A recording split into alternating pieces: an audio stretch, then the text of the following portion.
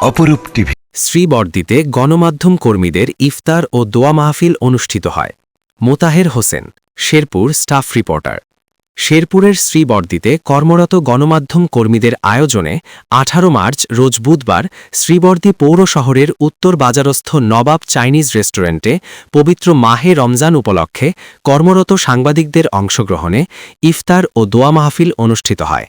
Senior সাংবাদিক ও কবি মোহাম্মদ মঞ্জুরুল ইসলাম মঞ্জুর সভাপতিত্বে আমন্ত্রিত অতিথি হিসেবে উপস্থিত ছিলেন শ্রীবরদী উপজেলা নির্বাহী অফিসার জনাব মনীষা আহমেদ, সিনিয়র সাংবাদিক মাই টিভির শেরপুর প্রতিনিধি তারেক মোহাম্মদ আবদুল্লাহ রানা, সাংবাদিক মাসুদুর রহমান মাসুদ, মোতাহের হোসেন, SM সোহান, ATM রায়হান রতন, আবু তাহের, জাকির হোসেন, বিশাল, গোলাম মোস্তফা, সজীব সহ প্রায় 15 জন গণমাধ্যম কর্মীরা উপস্থিত ছিলেন।